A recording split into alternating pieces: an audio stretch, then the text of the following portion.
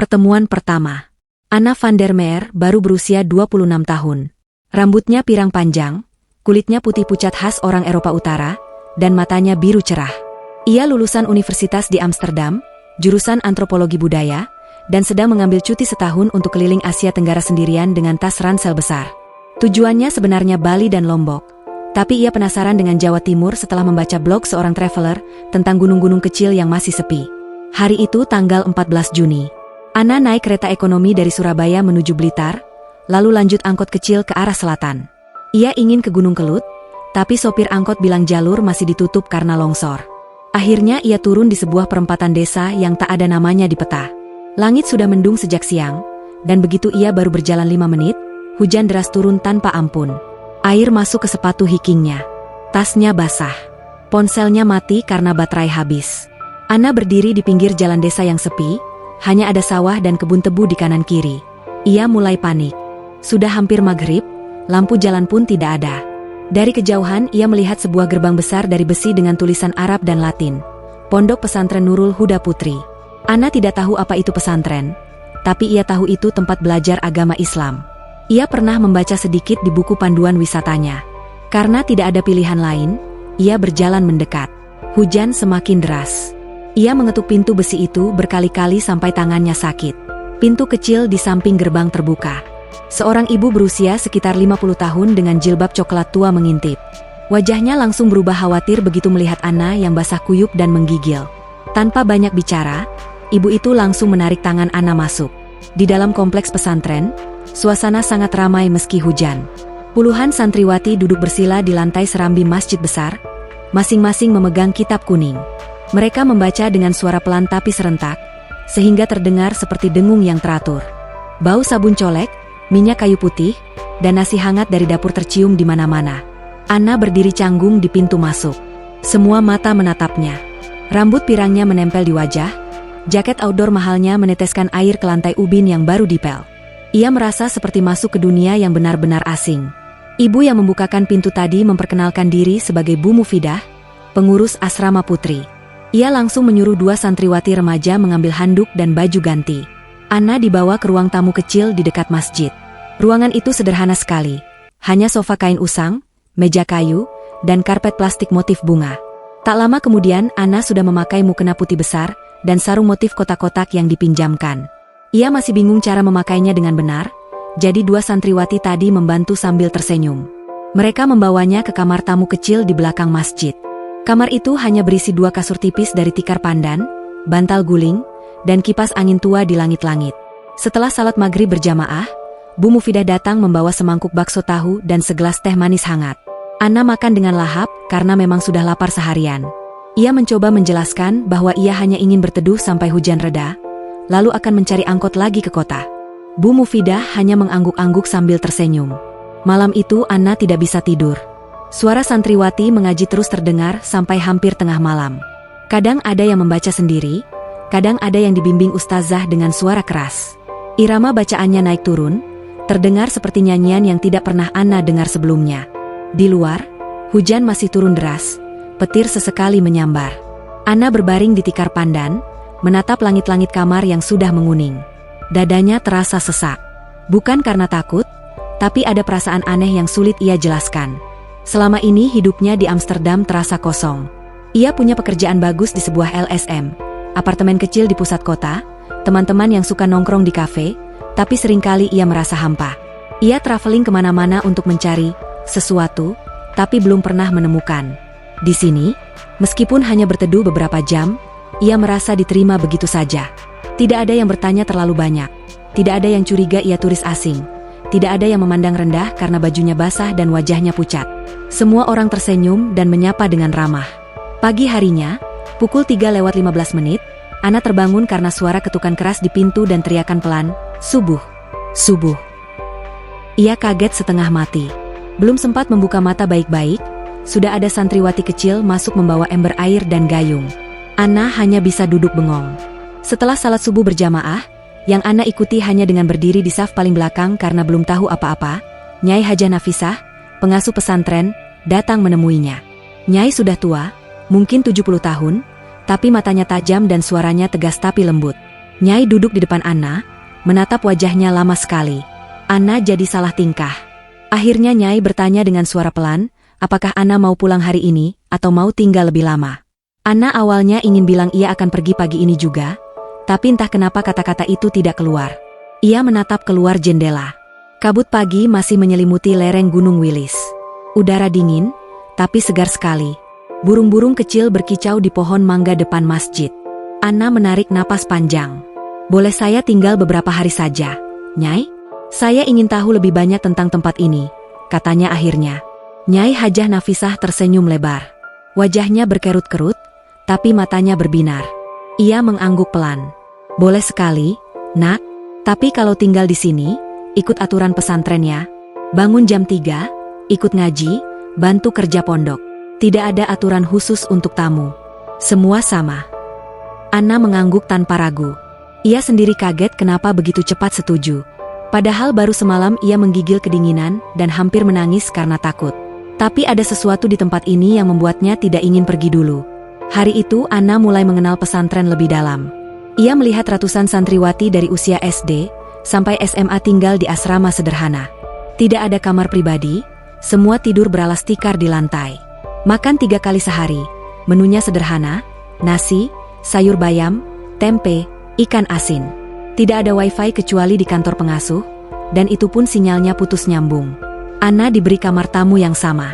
Ia menyimpan ransel besarnya di bawah tempat tidur, hanya mengeluarkan pakaian ganti dan paspor. Ia mematikan ponsel karena memang tidak ada sinyal. Untuk pertama kalinya dalam beberapa tahun, ia merasa benar-benar terputus dari dunia luar. Dan anehnya, perasaan itu tidak menakutkan, malah terasa melegakan. Hari-hari awal yang berat. Hari pertama Anna benar-benar tinggal di pesantren dimulai dengan pukul 3 pagi. Suara ketukan keras di pintu kamar tamu membuatnya tersentak dari tidur. Ia masih mengantuk berat, matanya perih, dan badannya dingin karena hanya memakai kaos lengan panjang tipis. Santriwati kecil yang membangunkannya langsung pergi lagi tanpa menunggu. Anna hanya bisa duduk bengong di atas tikar, mencoba memahami apa yang terjadi. Kamar mandi umum ada di ujung asrama. Airnya langsung dari sumur, dingin menusuk tulang. Anna menggigil saat menyiramkan air ke kepala. Ia belum tahu cara berwudu dengan benar, jadi hanya membasuh muka, tangan sampai siku, dan kaki seperti mandi biasa. Ia memakai jilbab pinjaman yang masih agak longgar, lalu berjalan tertatih ke masjid dengan lampu senter ponsel. Di dalam masjid sudah penuh. Ratusan santriwati duduk rapi dalam saf. Anna berdiri di saf paling belakang karena takut mengganggu. Saat imam memulai salat subuh, ia hanya mengikuti gerakan orang lain. Saat sujud, ia tidak tahu harus baca apa, jadi hanya diam dengan dahi menempel lantai. Setelah salam, semua santriwati langsung duduk lagi untuk membaca zikir dan doa bersama. Anna ikut duduk, tapi matanya berkaca-kaca karena merasa bodoh dan asing. Setelah salat, langsung ngaji kitab kuning. Semua santriwati membuka kitab tebal berwarna kuning, membaca dengan irama yang sama. Anna diberi satu kitab oleh ustazah, tapi ia hanya bisa menatap huruf Arab yang tidak ia pahami sama sekali. Ia duduk di pojok, pura-pura membaca sambil menahan rasa malu. 2 jam kemudian ngaji selesai, perutnya sudah keroncongan. Sarapan di ruang makan besar. Nasi putih, tempe goreng tipis, sambal terasi, dan daun singkong rebus. Anna mengambil sedikit karena takut pedas. Begitu suapan pertama masuk mulut, ia langsung tersedak. Sambalnya sangat pedas, matanya berair. Ia minum air putih berkali-kali sampai habis 1 gelas. Santriwati di sebelahnya hanya tersenyum kecil sambil terus makan dengan cepat. Setelah makan, jadwal membersihkan area pesantren. Anna ditugaskan menyapu halaman masjid bersama 10 santriwati lain. Matahari baru naik, tapi udara sudah panas. Jilbabnya basah keringat, rambutnya lengket di leher. Sapunya dari bambu, keras dan berat. Dalam 30 menit, tangannya sudah lecet. Ia beberapa kali berhenti untuk mengipas-ipas wajah dengan tangan. Siang hari ada kelas formal di madrasah. Anna boleh ikut kelas bahasa Arab dasar, karena Nyai Nafisah tahu ia belum bisa apa-apa. Kelas itu diisi santriwati kelas 1 sanawiyah, usia 13-14 tahun. Mereka sudah lancar membaca huruf hijaiyah, sedangkan Ana masih belajar mengenal alif, ba, tea. Ia duduk di bangku paling belakang, mencatat di buku tulis kecil yang diberi Bu Mufidah. Kadang ia salah tulis, anak-anak di depannya menoleh dan tersenyum. Ana tersipu. Sore hari ada waktu istirahat 1 jam. Ana kembali ke kamar tamu, langsung rebah di tikar. Badannya pegal semua. Ia mengecek ponsel, sinyal masih 0. Ia sempat ingin menangis, tapi malah tertidur lelap sampai adzan asyar berkumandang. Malam hari setelah salat Isya, ada kegiatan muhadhoroh, latihan pidato bahasa Arab dan Indonesia. Ana hanya menonton dari belakang. Setelah itu, santriwati kembali mengaji sendiri-sendiri sampai jam 9 malam. Ana ikut duduk di serambi, memegang Al-Quran kecil yang diberi Nyai Nafisah, tapi ia hanya bisa membuka halaman dan menatap huruf-huruf itu tanpa mengerti apa-apa. Hari kedua, ketiga, keempat, pola hidupnya sama. Bangun jam 3, salat, ngaji, makan sederhana, kerja bakti, kelas, salat lagi, ngaji lagi. Tubuh Ana mulai terasa berat. Ia sering pusing karena kurang tidur. Kulitnya yang putih mulai memerah terbakar matahari. Tangan dan kakinya penuh lecet kecil. Ia juga mulai batuk karena udara dingin malam dan asap kayu bakar dari dapur. Pada hari kelima, Ana sudah di titik terendah. Ia duduk sendirian di tangga belakang masjid setelah salat maghrib, menatap sawah gelap. Air matanya jatuh tanpa suara. Ia merasa bodoh, lemah, dan terjebak. Ia sudah menghitung uang di dompetnya, masih cukup untuk naik taksi online ke Surabaya kalau ia keluar sekarang. Ia bahkan sudah mengeluarkan ransel dari bawah tempat tidur dan mulai melipat baju. Saat itu seorang santriwati kecil mendekatinya. Namanya Siti, kelas 6 SD, badannya pendek, rambutnya dikuncir 2. Siti membawa segelas teh manis hangat yang masih mengepul. Ia duduk di sebelah Ana tanpa bicara, hanya menyodorkan gelas itu. Ana menerima dengan tangan gemetar. Tehnya manis dan hangat, langsung menghangatkan badannya yang dingin. Siti tidak bertanya apa-apa. Ia hanya duduk di situ sampai Ana menghabiskan tehnya. Setelah itu Siti mengambil gelas kosong dan pergi lagi. Ana menatap punggung kecil itu menghilang di kegelapan. Entah kenapa, air matanya berhenti mengalir. Malam itu Ana tidak jadi packing. Ia mengembalikan baju ke dalam ransel, lalu tidur dengan perasaan yang sedikit lebih ringan. Hari ke-6, Ana mulai terbiasa bangun jam 3. Ia masih menggigil saat mandi, tapi sudah tidak terlalu kaget. Ia juga mulai bisa mengikuti gerakan salat dengan lebih baik, karena sering memperhatikan Siti yang selalu berdiri di dekatnya. Saat sujud, ia mulai membaca doa pendek yang diajarkan Bu Mufidah, Subhana Rabbiyal A'la, 3 kali. Suara pelan, tapi ia merasa ada sesuatu yang berbeda di dadanya. Hari ke-7, Ana sudah bisa menyapu halaman tanpa sering berhenti. Tangan lecetnya mulai mengeras. Ia juga mulai berani mengambil sambal lebih banyak saat makan. Pedasnya masih membuat matanya berair, tapi ia sudah bisa menahan. Malam hari, saat santriwati lain sudah tidur, Ana duduk di teras kamar tamu. Adzan subuh besok akan segera terdengar lagi. Ia menatap langit yang penuh bintang. Udara dingin, tapi ia tidak lagi menggigil. Ia menarik napas dalam-dalam, lalu tersenyum kecil. Ia belum tahu apa yang akan terjadi besok, minggu depan, atau bulan depan. Tapi untuk pertama kalinya dalam hidupnya, ia tidak terburu-buru ingin pergi kemana-mana. Ia hanya ingin berada di sini, di tempat kecil di lereng Gunung Wilis ini, meskipun setiap hari terasa berat sekali. Ana menutup mata, mendengarkan suara jangkrik dan angin malam. Ia belum mengerti Islam, belum bisa baca Quran, belum hafal satu doa pun. Tapi ada sesuatu di dalam dirinya yang mulai bergerak pelan, seperti benih kecil yang baru ditanam di tanah kering dan akhirnya mendapat air. Hati yang mulai luluh. Seminggu berlalu menjadi 2 minggu. Ana sudah tidak lagi terkejut saat ketukan jam 3 pagi membangunkannya. Ia bahkan mulai bangun sendiri sebelum diketuk. Badannya masih pegal, tapi tidak lagi sampai menangis. Lecet di tangan sudah mengering menjadi kulit kasar. Ia mulai terbiasa dengan air dingin, dengan nasi dan tempe, dengan sapu bambu yang berat. Yang paling berubah adalah hatinya. Setiap kali adzan subuh berkumandang dari pengeras suara masjid, ada getar kecil di dadanya. Suara itu panjang, naik turun, menggema di antara lembah dan bukit. Awalnya ia hanya mendengar sebagai suara biasa. Sekarang suara itu seperti menarik sesuatu dari dalam dirinya, membuat matanya panas tanpa sebab. Anna mulai serius belajar wudhu. Ia memperhatikan gerakan Siti dengan teliti. Kaki kiri dulu saat mencuci kaki, bukan kanan. Tangan sampai siku, kepala disapu dengan air basah. Ia berlatih berulang-ulang di kamar mandi sampai gerakannya mengalir. Saat salat berjamaah, ia tidak lagi berdiri di saf paling belakang. Ia sudah berani masuk saf tengah, mengikuti gerakan imam dengan lebih tenang. Saat sujud, ia membaca Subhana Rabbiyal A'la 3 kali dengan suara pelan. Rasanya ada ketenangan yang turun dari atas kepala sampai ujung kaki. Nyai Hajah Nafisah memperhatikan perubahan itu. Suatu sore, Nyai memanggil Anna ke ruang kecil di belakang rumahnya. Ruangan itu penuh bau buku tua dan kemenyan. Nyai memberi Anna sebuah Al-Quran kecil berwarna hijau dengan terjemahan Latin. Anna membukanya dengan hati-hati, seperti memegang barang yang sangat mahal. Mulai malam itu, Anna ikut kelas tahsin khusus untuk pemula. Kelasnya kecil, hanya 5 orang.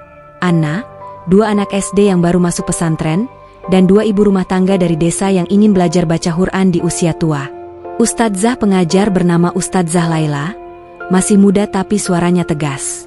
Mereka mulai dari huruf hijaiyah yang benar-benar dasar. Anna belajar mengucapkan ba dengan bibir terbuka lebar, tea dengan lidah menempel di langit-langit mulut, ta dengan lidah di antara gigi. Awalnya Anna merasa malu. Ia berusia 26 tahun, lulusan universitas, tapi duduk sejajar dengan anak berusia 7 tahun. Tapi malu itu perlahan hilang.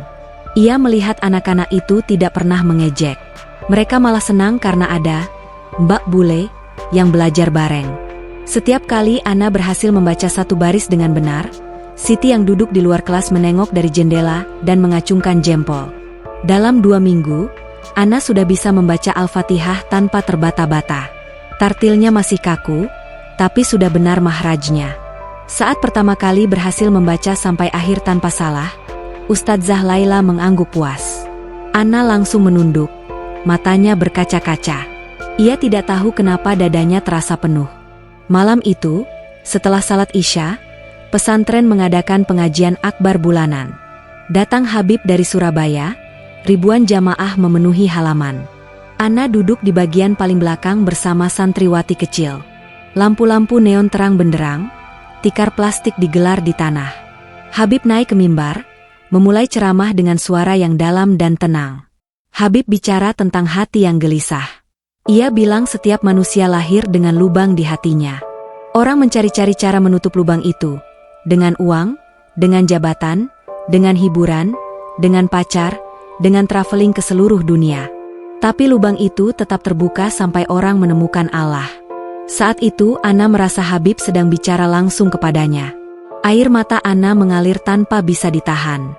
Ia tidak bersuara, hanya diam saja sambil memegang ujung jilbabnya. Ia teringat hidupnya di Amsterdam. Apartemen mewah, pesta akhir pekan, foto-foto di Instagram dengan ribuan like, tapi setiap malam ia tetap merasa kosong. Ia ingat betapa sering ia menangis di kamar mandi apartemennya tanpa tahu sebabnya. Ia ingat betapa ia selalu mencari sesuatu di setiap negara yang ia kunjungi, tapi selalu pulang dengan tangan hampa. Sekarang ia tahu apa yang ia cari selama ini. Pengajian selesai hampir jam 11 malam. Orang-orang mulai pulang. Anna tetap duduk di tempatnya, tak bergerak. Siti mendekat, duduk di sampingnya, memegang tangannya yang dingin. Mereka berdua diam saja sampai halaman kosong. Keesokan harinya, Anna mendatangi Nyai Hajah Nafisah. Ia duduk di lantai depan Nyai, menunduk lama sekali. Akhirnya ia mengangkat wajah, matanya merah. "Nyai, saya boleh tinggal lebih lama? Saya mau belajar Islam beneran. Saya mau jadi muslimah," katanya dengan suara pelan tapi pasti. Nyai Nafisah tidak langsung menjawab. Ia hanya memandang Anna dalam-dalam, seolah-olah melihat sampai ke dasar hati. Lalu Nyai mengangguk perlahan. Air mata Nyai sendiri mengalir di pipi yang sudah keriput. "Boleh, Nak, Allah sudah panggil kamu. Kita sambut saja," kata Nyai pelan. Hari itu juga Ana mengucapkan syahadat di hadapan Nyai Nafisah dan beberapa ustadzah. Tidak ada upacara besar, hanya di ruang kecil yang sama, dengan Al-Quran hijau di tangan Ana. Saat mengucapkan, Asyhadu an la ilaha illallah wa asyhadu anna Muhammadar Rasulullah, Ana menangis sampai terseduh. Ia merasa seperti baru lahir kembali. Setelah itu, Ana resmi menjadi santriwati. Ia dipindah dari kamar tamu ke asrama biasa. Ia tidur beralas tikar bersama 30 anak lain di satu kamar panjang. Ransel besarnya disimpan di gudang. Hanya menyisakan beberapa pakaian dalam, Al-Quran, dan buku catatan. Ia mulai memakai jilbab putih setiap hari, bukan lagi pinjaman. Ana juga mulai belajar puasa sunnah Senin Kamis. Hari pertama puasa, ia hampir pingsan saat kerja bakti siang hari. Tapi saat berbuka dengan kurma dan air putih, ia merasa bahagia yang tidak pernah ia rasakan sebelumnya. Malam harinya ia ikut salat tarawih pertama kali. Ia berdiri di saf, mengikuti imam yang membaca surah panjang. Saat rukuk dan sujud, ia menangis lagi. Bukan karena lelah, tapi karena lega. Siti selalu ada di sampingnya. Anak kecil itu menjadi seperti adik yang tak pernah Ana miliki. Setiap kali Ana hampir menyerah karena lelah, Siti selalu duduk di dekatnya, memegang tangannya tanpa bicara. Kehadiran Siti membuat Ana merasa tidak sendiri. 2 minggu setelah syahadat, Ana sudah bisa membaca juz 30 dari awal sampai akhir meskipun masih pelan. Ia juga sudah hafal beberapa doa harian, doa masuk kamar mandi, doa keluar rumah, doa naik kendaraan. Setiap kali berhasil menghafal satu doa baru, ia langsung mengamalkan. Rasanya seperti menemukan harta karun kecil setiap hari. Malam-malam, saat santriwati lain sudah tidur, Ana sering duduk sendirian di serambi masjid. Ia membuka Al-Quran dengan lampu senter kecil, membaca pelan-pelan. Kadang ia berhenti hanya untuk menangis. Ia tidak tahu artinya, tapi setiap huruf yang keluar dari mulutnya terasa seperti membersihkan hatinya sedikit demi sedikit. Ana tahu perjalanan ini masih sangat panjang. Ia masih banyak salah, masih sering lupa, masih sering merasa bodoh. Tapi untuk pertama kalinya dalam hidupnya, ia merasa berada di jalan yang benar. Ia tidak lagi mencari-cari. Ia sudah sampai di tempat yang selama ini ia cari tanpa tahu namanya.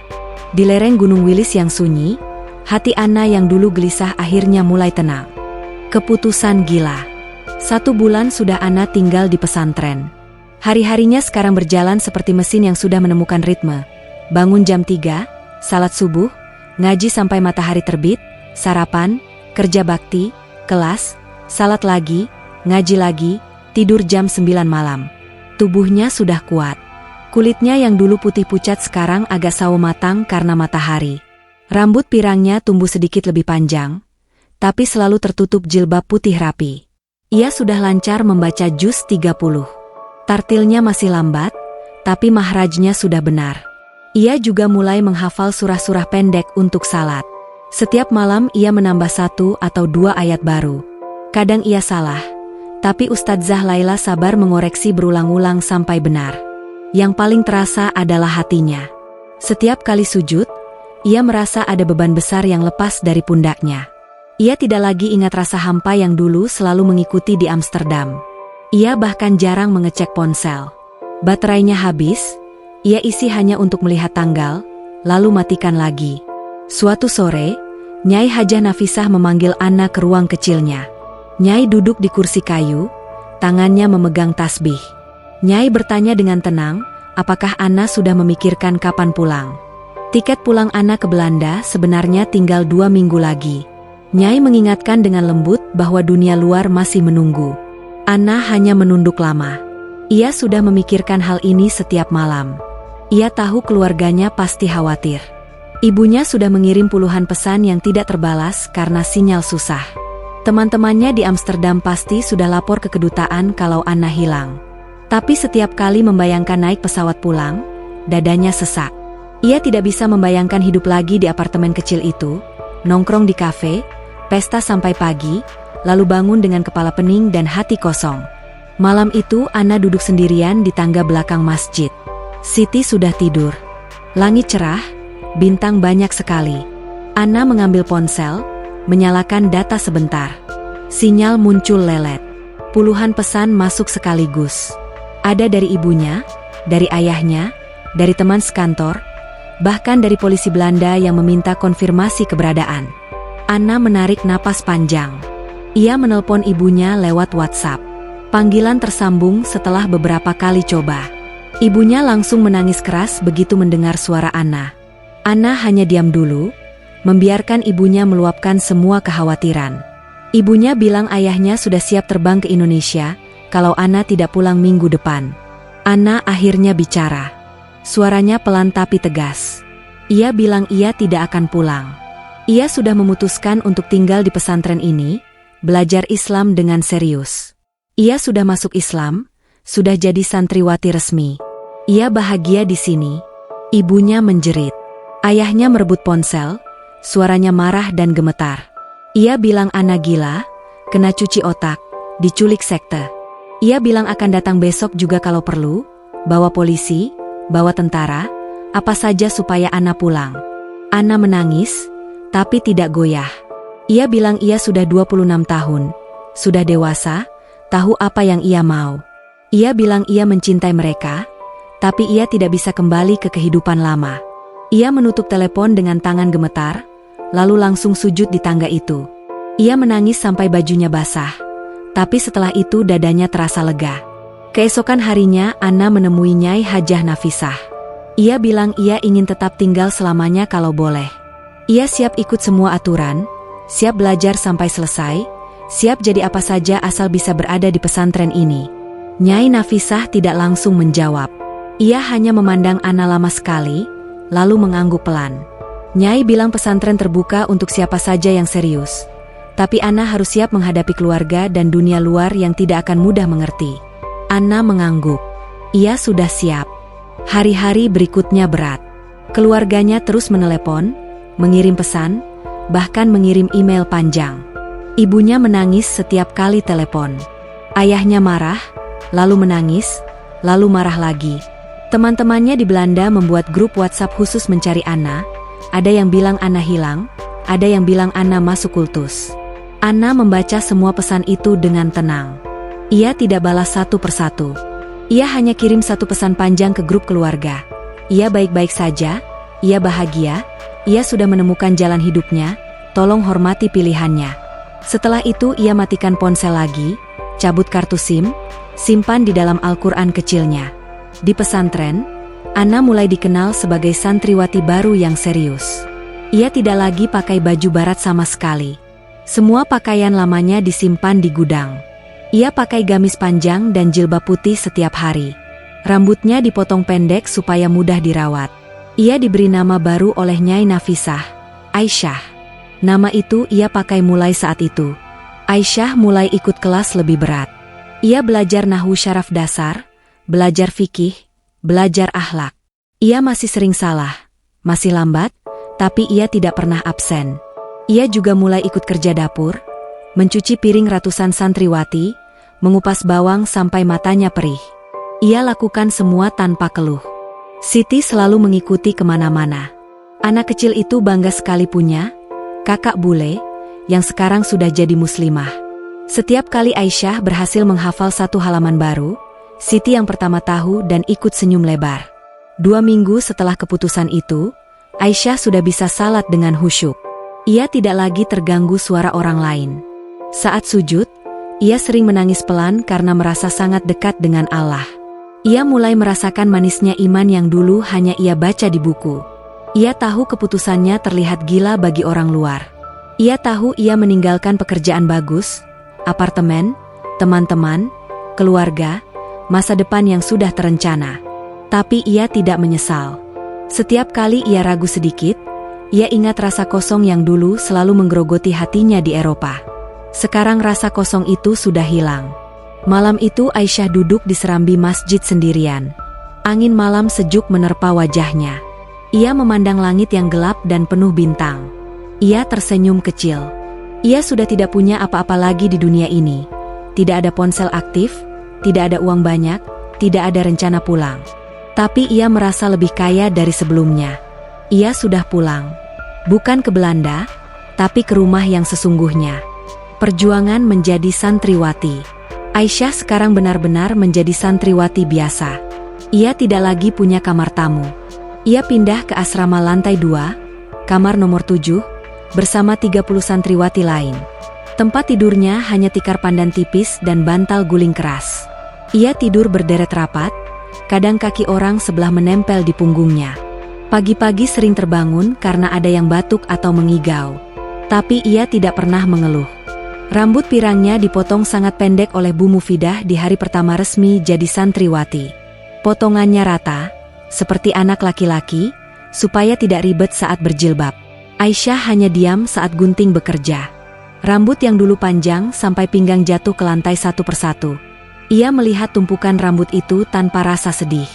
Malah terasa ringan. Setiap hari dimulai jam 3 pagi. Ia sudah tidak perlu lagi diketuk. Ia bangun sendiri, ambil air wudhu, pakai mukena, lalu berangkat ke masjid. Ia sekarang berdiri di saf ketiga atau keempat, tidak lagi paling belakang. Ia sudah hafal gerakan salat lengkap, sudah hafal bacaan rukuk, itidal, sujud, dan duduk antara dua sujud. Saat imam baca surah panjang, ia ikut membaca dalam hati. Setelah salat subuh langsung ngaji kitab kuning selama 2 jam. Aisyah sekarang ikut kelompok menengah. Kitabnya lebih tebal, bahasa Arabnya lebih sulit. Ia masih sering bingung, tapi ia tidak malu bertanya. Ia mencatat di buku kecilnya dengan tulisan tangan rapi. Pulpennya satu-satunya, ia jaga baik-baik. Sarapan tetap sederhana. Nasi, telur rebus 1 butir dibagi 2, kecap, dan teh tawar. Aisyah sekarang makan tanpa drama. Ia bahkan suka sambal terasi yang dulu membuatnya tersedak. Ia makan cepat, lalu langsung bantu cuci piring atau nyapu halaman. Pukul 7 pagi mulai kelas madrasah formal sampai zuhur. Aisyah ikut kelas sanawiyah tingkat 1 meskipun usianya jauh lebih tua. Ia belajar fikih, akidah, bahasa Arab, dan tahfidz. Ia duduk di bangku paling belakang supaya tidak mengganggu anak-anak lain. Ia mencatat semua pelajaran dengan serius. Buku-bukunya ditutup kain supaya tidak kotor. Sore hari ada kerja bakti besar. Kadang membersihkan selokan, kadang menanam sayur di kebun belakang, kadang mencabut rumput di halaman. Tangan Aisyah penuh kapalan. Kuku-kukunya pendek dan hitam karena tanah. Ia tidak lagi memakai lotion mahal yang dulu selalu ada di tasnya. Malam hari setelah Isya ada kelas tahfidz khusus. Aisyah mulai menghafal juz 30 dari awal lagi supaya lebih kuat. Targetnya 1 hari 1 halaman.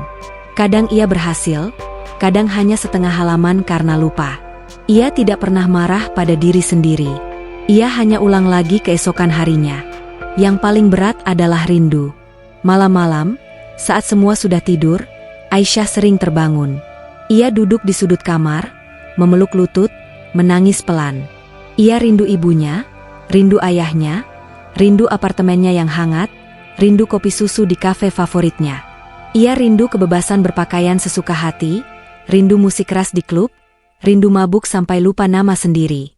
Tapi setiap kali rindu itu datang, ia langsung ambil Al-Quran kecilnya, buka halaman yang sedang dihafal, lalu baca pelan-pelan. Suara ayat-ayat itu seperti obat. Air matanya perlahan berhenti. Dadanya menjadi tenang lagi. Ia kembali tidur dengan hati yang lebih ringan. Ada hari-hari ia hampir menyerah. Suatu malam setelah gagal menghafal 3 hari berturut-turut, ia duduk di tangga belakang masjid sampai subuh. Ia menatap langit gelap, bertanya dalam hati apakah ia salah pilih jalan.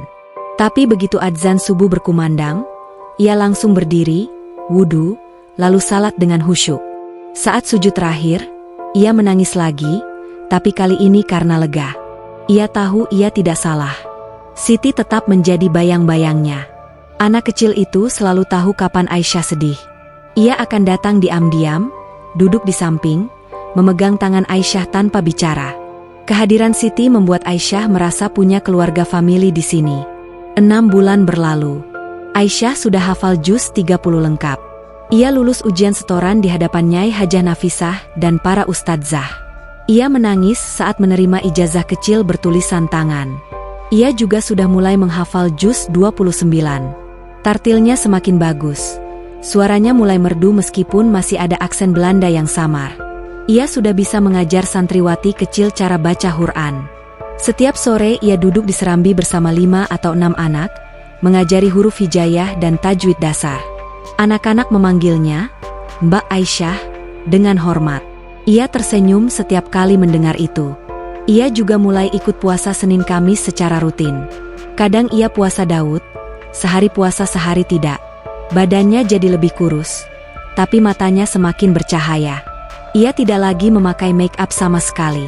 Wajahnya polos, tapi semua orang bilang cantiknya beda sekarang. 1 tahun setelah keputusan gilanya, Aisyah sudah tidak lagi merasa asing. Ia bisa ngobrol dengan santriwati lain pakai bahasa Jawa campur Arab. Ia tahu semua nama ustadzah, tahu jadwal lengkap pesantren, tahu mana sayur yang paling enak dimasak Bu Mufidah. Ia bahkan sudah punya tugas tetap, mengurus perpustakaan kecil pesantren setiap Rabu dan Sabtu. Malam itu, setelah salat tahajud sendirian di masjid, Aisyah duduk di lantai dekat mihrab. Ia menunduk lama, tangannya memegang sajadah. Air matanya jatuh ke sajadah, tapi ia tersenyum. Ia tahu perjalanan masih panjang. Ia masih sering salah, masih lambat hafalan, masih kadang rindu dunia lama. Tapi ia juga tahu satu hal dengan sangat pasti. Ia sudah tidak mungkin kembali. Pesantren ini sudah jadi rumahnya. Lereng Gunung Wilis ini sudah jadi tempatnya bernapas. Aisyah mengangkat wajah, menatap langit-langit masjid yang sudah tua. Ia berbisik pelan dalam hati, "Terima kasih ya Allah, sudah bawa aku ke sini." Lalu ia berdiri, lipat sajadah, kembali ke asrama dengan langkah ringan. Di luar, angin malam berhembus sejuk, membawa bau rumput basah dan kayu bakar. Ia menarik napas dalam-dalam, lalu tersenyum. Ia sudah jadi santriwati beneran. Dan ia tidak pernah lebih bahagia dari ini. Badai dari keluarga dan dunia luar. 1 tahun 4 bulan setelah Ana menjadi Aisyah, badai yang ditunggu akhirnya datang. Pagi itu biasa saja. Aisyah baru selesai mengajar anak-anak kecil di serambi, lalu membantu Bu Mufidah mengupas bawang di dapur. Tiba-tiba seorang santriwati lari masuk dengan napas tersengal, bilang ada mobil hitam besar berplat nomor luar negeri masuk ke halaman pesantren. Dari mobil itu turun seorang laki-laki tinggi berjas abu-abu, rambutnya sudah banyak putih, wajahnya merah karena marah dan lelah. Di belakangnya ada 2 orang staf kedutaan Belanda dan 1 polisi Indonesia berseragam. Laki-laki itu adalah Robert van der Meer, ayah Aisyah. Nyai Hajah Nafisah langsung keluar menyambut dengan tenang. Para santriwati diminta kembali ke asrama supaya tidak ramai. Aisyah yang sedang di dapur hanya sempat melihat sekilas dari jendela, lalu lututnya lemas. Ia tahu hari ini akan datang, tapi tetap tidak siap. Pertemuan diadakan di ruang tamu Nyai. Robert duduk di sofa dengan wajah keras. Matanya langsung mencari-cari anaknya. Begitu Aisyah masuk dengan jilbab putih dan gamis coklat sederhana, Robert berdiri, wajahnya campur antara marah dan sedih. Ia melangkah mau memeluk, tapi Aisyah mundur setengah langkah, lalu menunduk hormat. Robert terhenti, tangannya menggantung di udara. Selama 2 jam berikutnya, ruangan itu penuh suara tinggi dan tangis. Robert membentak-bentak, menyalahkan pesantren, menyalahkan Nyai Nafisah, menyalahkan internet, menyalahkan siapa saja. Ia bilang Ana diculik, dicuci otak, dipaksa pakai jilbab, dikurung. Ia bawa surat resmi dari kedutaan yang menyatakan Ana warga negara Belanda yang dilindungi, dan harus dibawa pulang sekarang juga. Nyai Nafisah hanya diam mendengarkan, tangannya memegang tasbih. Aisyah duduk di lantai depan Nyai, tangannya gemetar, tapi wajahnya tenang. Ketika akhirnya ia diberi kesempatan bicara, suaranya pelan tapi jelas. Ia bilang ia tinggal di sini atas kehendak sendiri. Ia sudah dewasa, sudah masuk Islam dengan sadar, sudah memilih hidup ini. Ia tidak dipaksa, tidak dikurung, tidak dicuci otak. Ia bahagia. Robert tidak terima. Ia menangis, memohon, bahkan berteriak sampai suaranya serak. Ia bilang ibunya di rumah sakit karena stres, bilang pekerjaan Ana masih menunggu, bilang nama keluarga jadi bahan ejekan di Belanda. Ia bilang Ana satu-satunya anak mereka, kalau Ana tidak pulang mereka tidak punya apa-apa lagi. Aisyah menangis mendengar itu semua. Air matanya jatuh ke lantai, tapi ia tidak goyah. Ia meminta maaf berkali-kali karena membuat orang tuanya sakit, tapi ia tetap bilang ia tidak bisa pulang. Ia sudah menemukan rumahnya di sini. Pertemuan berakhir tanpa kesepakatan. Robert keluar dari ruangan dengan wajah hancur. Ia duduk di teras masjid sendirian, menutup muka dengan tangan. Staf kedutaan mencoba menenangkan, tapi tidak berhasil. Sore harinya, berita meledak di media Belanda. Judul-judul besar muncul di semua koran online. Gadis Belanda hilang di pesantren ekstrim. Anna van der Meer diduga masuk sekte. Kedutaan Belanda gagal bawa pulang warganya. Foto Aisyah yang lama, rambut pirang panjang dan senyum lebar di pantai Bali, dipajang di mana-mana. Foto pesantren dari luar juga beredar, diedit gelap dan menyeramkan. Di Indonesia pun jadi ramai. Beberapa media lokal ikut menulis, ada yang membela, ada yang menyerang. Akun-akun media sosial pesantren yang tadinya sepi tiba-tiba dibanjiri komentar kasar dari orang-orang yang tidak tahu apa-apa. Ada ancaman, ada tuduhan, ada yang bilang mau datang membakar pesantren. Nyai Hajah Nafisah mengumpulkan semua santriwati malam itu. Ia bilang tenang saja, semua sudah ada yang mengatur. Ia melarang semua orang membalas komentar di internet. Ia hanya suruh tambah bacaan Al-Quran dan doa supaya hati orang-orang dilunakan. Aisyah tidak tidur 3 malam berturut-turut. Ia salat malam terus, sujudnya lama sekali. Ia menangis sampai mata bengkak. Ia takut ayahnya benar-benar sakit, takut ibunya masuk rumah sakit lagi, takut pesantren kena masalah karena dirinya. Tapi setiap kali hampir goyah, ia ingat rasa tenang saat sujud, ingat ayat-ayat yang sudah ia hafal, ingat Siti yang tidur memeluk tangannya setiap malam. Hari kelima setelah kedatangan ayahnya, Robert datang lagi. Kali ini sendirian. Ia tidak pakai jas, hanya kaos biasa dan wajah lelah. Ia minta bertemu Aisyah di masjid tanpa orang lain. Nyai mengizinkan. Mereka duduk berhadapan di lantai masjid yang sepi. Robert menatap anaknya lama sekali. Matanya merah, kumisnya tidak dicukur, bajunya kusut. Ia tidak marah lagi. Ia hanya sedih. Aisyah menunduk, tangannya memegang ujung jilbab. Ia menunggu ayahnya bicara duluan. Robert akhirnya bicara pelan. Ia bilang ibunya sudah boleh pulang dari rumah sakit. Ia bilang berita di Belanda sudah mulai reda. Ia bilang ia tidak akan memaksa lagi. Ia hanya mau tahu satu hal. Apakah Anna atau Aisyah benar-benar bahagia di sini? Aisyah mengangkat wajah. Matanya masih merah, tapi tenang. Ia mengangguk perlahan. Ia bilang ia tidak pernah lebih bahagia dari sekarang. Ia bilang ia minta maaf sudah membuat mereka susah. Tapi ia tidak bisa bohong pada hatinya sendiri. Robert menunduk. Air matanya jatuh ke lantai masjid. Ia mengangguk pelan-pelan. Lalu ia berdiri, memeluk Aisyah erat sekali. Kali ini Aisyah tidak mundur. Ia balas memeluk ayahnya dengan kedua tangan. Mereka menangis berdua tanpa suara. Robert tinggal 2 hari lagi di penginapan desa terdekat.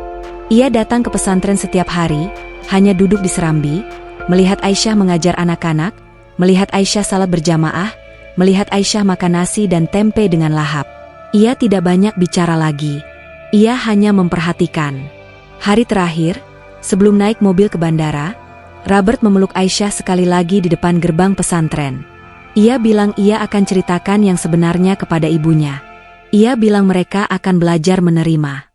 Ia bilang pintu rumah di Amsterdam selalu terbuka kalau suatu hari Aisyah ingin pulang. Aisyah hanya mengangguk, tersenyum, lalu mencium tangan ayahnya seperti santriwati lain mencium tangan orang tuanya. Mobil hitam itu pergi meninggalkan debu di jalan tanah. Aisyah berdiri di gerbang sampai mobil hilang dari pandangan. Lalu ia menarik napas panjang, mengusap air mata, dan kembali masuk ke dalam pesantren. Badai sudah lewat. Langit cerah lagi. Aisyah tahu masih akan ada ombak kecil sesekali, tapi ia sudah tidak takut lagi. Ia sudah memilih rumahnya.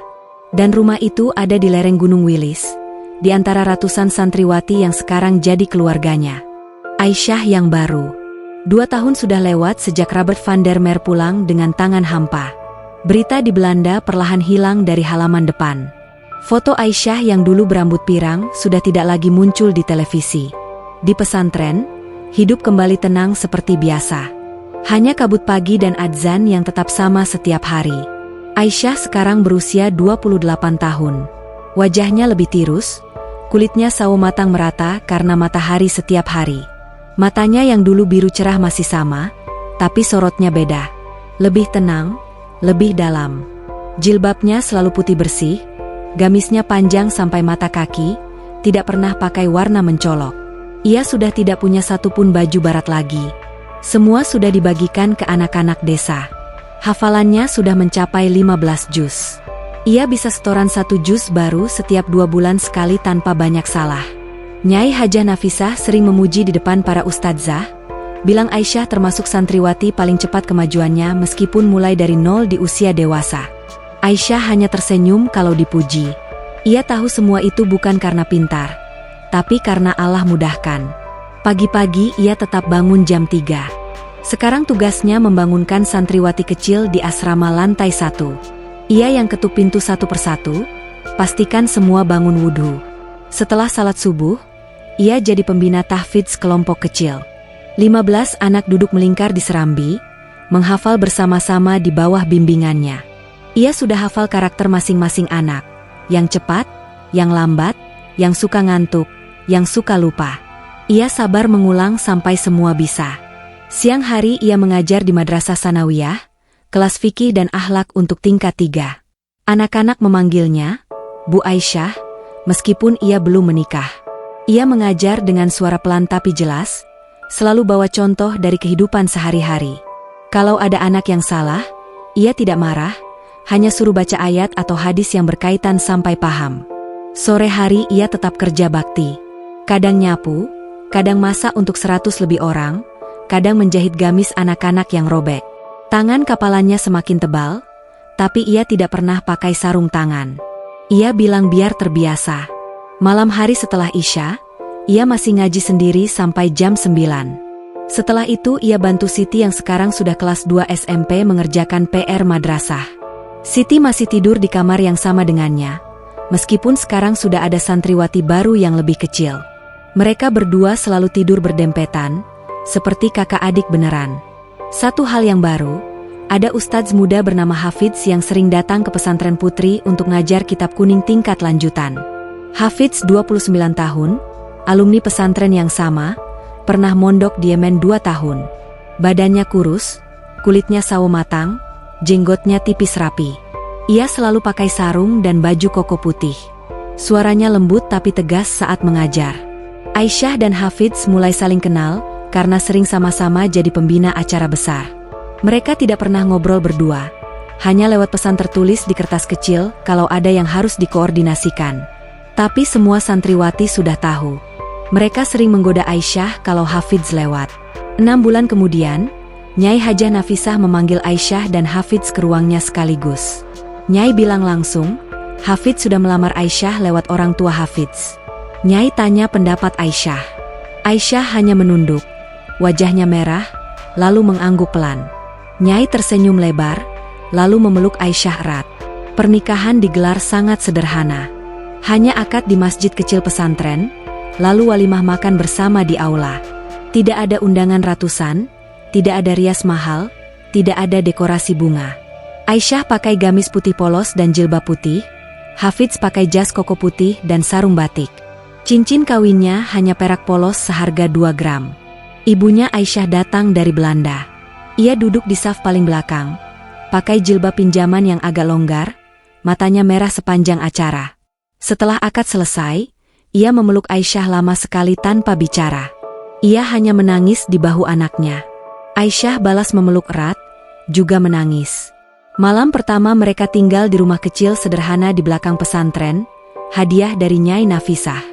Rumah itu hanya 2 kamar, lantai keramik dingin, dinding bata ekspos. Tidak ada AC, hanya kipas angin. Tapi Aisyah tersenyum lebar saat masuk pertama kali. Ia langsung sujud syukur di lantai ruang tamu. Hari-hari setelah menikah tetap sama. Aisyah masih bangun jam 3, salat tahajud berdua dengan Hafidz, lalu ke masjid masing-masing. Pagi ia tetap ngajar, sore tetap kerja bakti, malam tetap ngaji. Bedanya sekarang ada Hafidz yang menemaninya pulang ke rumah kecil itu setiap habis Isya.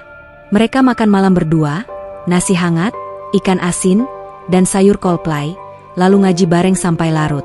Setahun setelah menikah, Aisyah sudah hafal 20 juz. Ia jadi salah satu pembina utama tahfidz putri. Santriwati kecil yang dulu ia ajar sekarang sudah remaja, masih suka minta diajari kalau lupa hafalan. Siti sekarang jadi asistennya, membantu mengawasi anak-anak kecil. Ibunya sering datang ke Indonesia sekarang. Ia sudah bisa pakai jilbab sendiri, sudah bisa salat meskipun masih pelan-pelan. Ia tinggal seminggu setiap kali datang, tidur di rumah Aisyah dan Hafidz. Mereka masak bareng, jalan-jalan ke sawah, duduk di teras sambil minum teh. Ibunya tidak lagi menangis. Ia hanya sering bilang anaknya jauh lebih cantik sekarang. Ayahnya datang setahun sekali. Ia masih agak kaku, tapi sudah bisa duduk bareng Hafidz ngobrol tentang pertanian dan cuaca. Ia bahkan pernah ikut salat Jumat di Masjid Putra, meskipun hanya duduk di paling belakang. Malam itu, setelah salat Isya berjamaah, Aisyah dan Hafidz duduk di teras rumah kecil mereka. Langit cerah, bintang banyak sekali. Angin sejuk dari lereng gunung menerpa wajah. Aisyah memandang ke arah masjid yang lampunya masih menyala, tempat ia pertama kali tersesat 3,5 tahun lalu. Ia ingat hujan deras, sepatu basah, ransel berat, rasa takut dan kosong di dada. Ia ingat bagaimana ia hampir pulang berkali-kali, tapi selalu ada sesuatu yang menahannya. Sekarang ia duduk di sini, menikah, punya rumah kecil, punya suami yang salat di sampingnya setiap hari, punya ratusan adik dan anak-anak didik yang memanggilnya Bu Aisyah. Ia sudah tidak punya apa-apa dari dunia lama. Tidak ada paspor yang sering diperpanjang, tidak ada rekening bank besar, tidak ada teman pesta. Tapi ia punya segalanya yang dulu ia cari tanpa tahu namanya. Aisyah menoleh ke Hafidz yang sedang membaca Al-Quran dengan lampu teras. Cahaya kuning jatuh di wajah suaminya yang tenang. Ia tersenyum kecil, lalu memejamkan mata. Di dalam hatinya hanya ada satu kalimat yang berulang-ulang. Ya Allah, ternyata aku dulu tersesat hanya supaya Engkau bawa aku pulang. Angin malam berhembus pelan, membawa bau tanah basah dan kayu eukaliptus. Di kejauhan, adzan Isya kedua dari desa sebelah terdengar sayup. Aisyah menarik napas dalam-dalam, lalu tersenyum lagi. Ia sudah sampai di rumah. Dan ia tidak akan pergi lagi kemana-mana.